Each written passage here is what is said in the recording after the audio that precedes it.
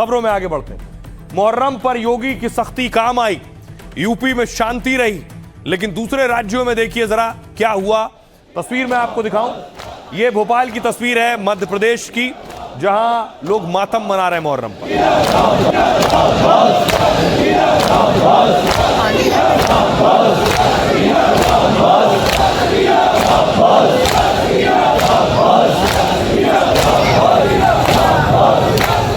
लेकिन दूसरी तरफ देखिए इंदौर में क्या हो रहा है। इंदौर में देखिए मारपीट हो गई, थप्पड़ लात घूंसे चल गए दो गुटों में आपस में।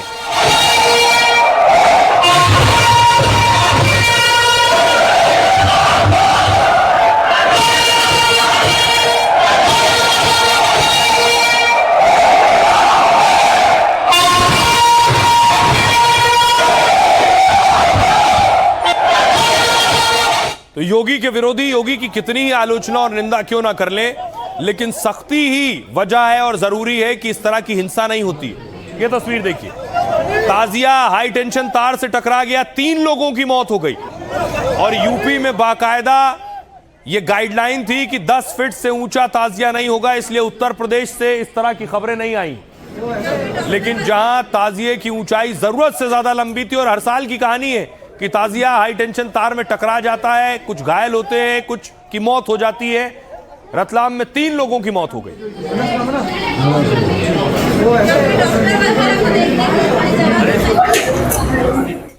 कुछ खूबसूरत तस्वीर डल लेक से आई है श्रीनगर की। ये मुहर्रम की तस्वीर डल झील से है।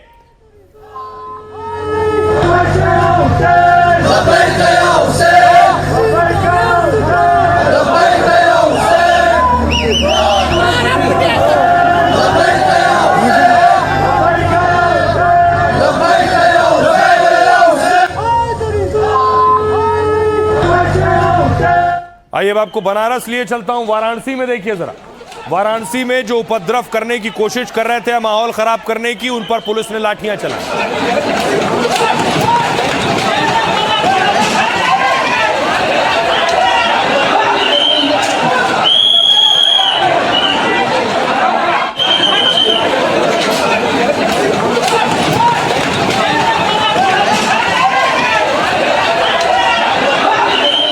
अब देखिए जरा मुहर्रम पर कहां हादसा और कहां हंगामा हुआ है। सबसे पहली तस्वीर देखिए रतलाम की है।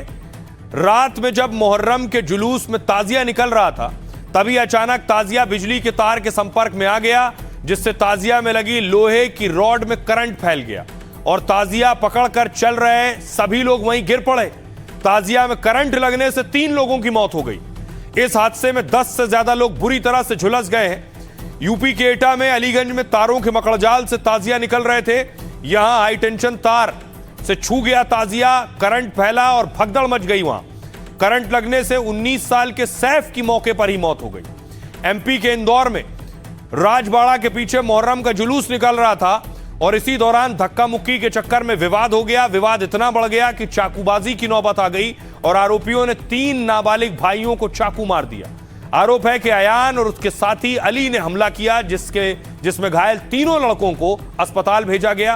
पुलिस ने हत्या की कोशिश की एफआईआर कर जांच शुरू कर दी है।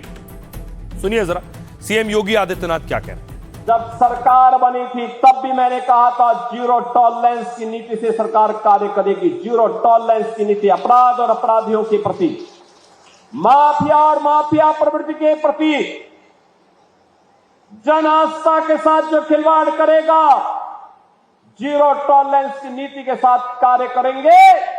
और बहनों और भाइयों,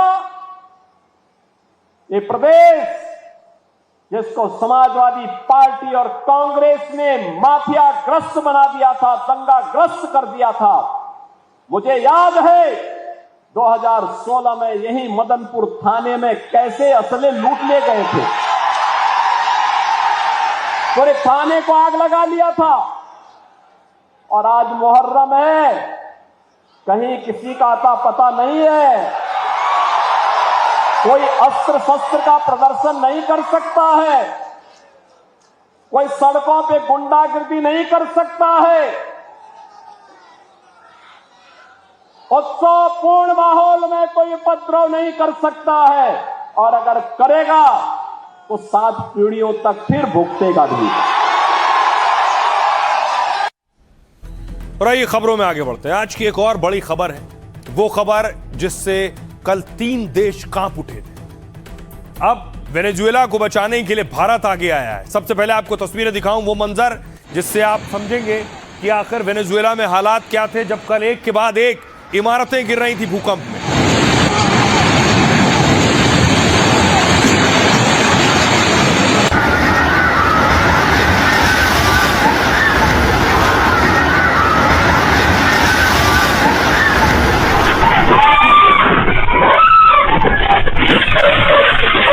अब आपको दिखाऊं इस भूकंप के बाद आज जो तस्वीर सामने आई। ये एरियल व्यू है, चारों तरफ इमारतें तबाह आपको नजर आ रही, ऊंची ऊंची गगनचुंबी इमारतें हैं। देखिए जरा,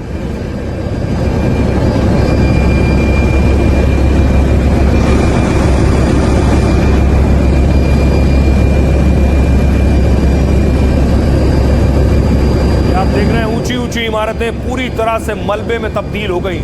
जहां तक नजर जाएगी आपको मलबा ही मलबा नजर आएगा। ऊपर की छतें जो जमीन पर आ गई।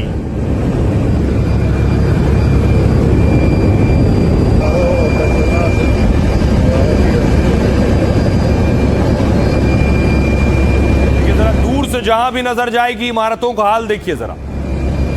ऊंची इमारतें, हेलीकॉप्टर्स भी चारों तरफ दौड़ रहे हैं कि जो लोग फंसे हुए हैं उनका रेस्क्यू किया जा सके। और जो फंसे हैं देखिए उन्हें किस तरह से निकाला जा रहा है। मलबे में दबे हुए हैं, छतें काटी जा रही हैं कटर से, उसके बाद लोगों को निकाला जा रहा है।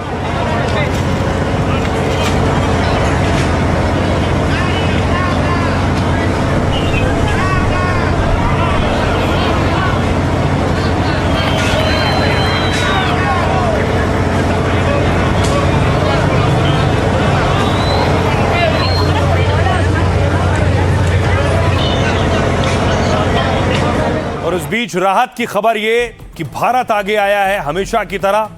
और ये तस्वीर देखिए जरा, भारत ने मदद भेजी है। ये मदद की तस्वीर है, वेनेजुएला पहुंची है भारतीय मदद, क्योंकि इस वक्त में इस मौके पर सबसे ज्यादा जरूरत इस देश को मदद की है जब चारों तरफ तबाही का मंजर हो। और आइए आपको बताऊं कि भारत की मदद पहुंची वेनेजुएला में, वहां भी राहत पहुंची है कि कम से कम इस मदद से जो लोग परेशान हाल हैं उनके लिए कुछ सहायता हो पाएगी। जब वेनेजुएला विनाशकारी भूकंप का दर्द झेल रहा है तब 15,000 किलोमीटर दूर से भारत ने मरहम लगाया। वेनेजुएला की मदद के लिए भारत ने हाथ बढ़ाया। वायुसेना के 2 C-17 ग्लोबमास्टर विमानों ने उड़ान भरी, जो भारी मात्रा में राहत सामग्री और दवाइयां लेकर गए। विदेश मंत्री जयशंकर ने बताया कि 35 टन सामग्री भेजी गई। विमान में रेस्क्यू करने वाली टीमें और 60 डॉक्टर भी सवार हैं। मदद के लिए सेना की 41 सदस्यीय मेडिकल टीम गई है, जो अपने साथ दवाई, उपकरण और भीष्म क्यूब ले गई। ये पोर्टेबल मोबाइल हॉस्पिटल यानी चलता फिरता अस्पताल है। इसका मकसद आपदा के वक्त तुरंत अच्छा इलाज करना है। ये एक समय में 200 मरीजों को बेहतर इलाज कर सकता है और इस मदद को भारत ने ऑपरेशन अमिस्ताद नाम दिया है। अमिस्ताद स्पेनिश भाषा का शब्द है जिसका अर्थ होता है मित्रता। वेनेजुएला से दोस्ती के तहत ऑपरेशन का यह नाम रखा गया है। पीएम मोदी ने भूकंप के बाद ही मदद का भरोसा दिया था। वहां की कार्यवाहक राष्ट्रपति से मोदी ने बात की है और विदेश मंत्री ने कहा कठिन समय में भारत वेनेजुएला के साथ है और राहत बचाव में हर संभव सहयोग देने के लिए प्रतिबद्ध भी है। सुनिए जरा वेनेजुएला के नागरिक क्या कह रहे हैं। ये सब बहुत तेजी से हुआ, हम सब हैरान रह गए। ये बहुत डरावना था। इस बिल्डिंग में बहुत सारे लोग थे, जिनमें कई बुजुर्ग और बच्चे भी शामिल थे। हमने पहली बार इतनी तेज तीव्रता वाला भूकंप महसूस किया। शुक्र है कि हम नीचे आ पाए। हम पहली मंजिल पर रहते हैं, इसलिए हम जल्दी नीचे आ सके। लेकिन जाहिर है हमें ऊपर रहने वाले अपने पड़ोसियों की चिंता थी, इसलिए हम यहीं सड़क पर रुके रहे। बुजुर्ग निवास। और अब आपको बताऊं वेनेजुएला में भूकंप से नुकसान कितना हुआ। कुछ ये आलम, ये तस्वीर है। वेनेजुएला में भूकंप से मौतों का आंकड़ा बढ़ता जा रहा है। 235 मौत की पुष्टि हुई है और 4,300 से ज्यादा घायल हैं, यानी 4300 लोग घायल। वेनेजुएला सरकार का कहना है 39,000 लोग लापता हैं। दावा है कई जगहों पर मलबे के नीचे से आवाजें आ रही हैं। लोगों को बचाने के लिए बड़े स्तर पर रेस्क्यू चल रहा है, जिसमें वेनेजुएला, अमेरिका समेत कई देशों की टीमें लगी हैं। क्योंकि भूकंप इतना भयानक है कि सैकड़ों इमारतें तबाह हो गई। वेनेजुएला की संसद के मुताबिक 250 इमारतें बर्बाद हुई हैं। सबसे ज्यादा तबाही ला गुआयरा और कराकास में हुई है। गृह मंत्री ने कहा है कि ला गुआयरा में 100 से ज्यादा इमारतें ढह गई। रेस्क्यू ऑपरेशन के लिए 11,500 कर्मी तैनात किए गए। वेनेजुएला का सबसे बड़ा एयरपोर्ट भी भूकंप की चपेट में आ गया है। कई बिजली स्टेशन, दफ्तर, स्कूल, अस्पतालों को नुकसान हुआ है। भूकंप से करीब 9.5 लाख करोड़ रुपए के नुकसान की आशंका है। वेनेजुएला आईएमएफ से मदद के लिए 19,000 करोड़ रुपए निकाल रहा है। उधर अमेरिका और कनाडा ने पैसे देने का ऐलान किया है। ट्रंप सरकार ने वेनेजुएला में मदद के लिए 1425 करोड़ रुपए दे रही है और कनाडा ने राहत बचाव के लिए 33 करोड़ रुपए देने की बात कही है। दुनिया के सबसे अमीर शख्स इलॉन मस्क भी आगे आए हैं। स्टारलिंक ने 1 महीने फ्री इंटरनेट देने का ऑफर दिया है। तो जिसकी जितनी कोशिश हो रही है वो वेनेजुएला की मदद कर रहा है। बहरहाल आज के लिए इतना ही। आप अपना और अपनों का बहुत बहुत ख्याल रखिए। रुक रहे हैं ब्रेक।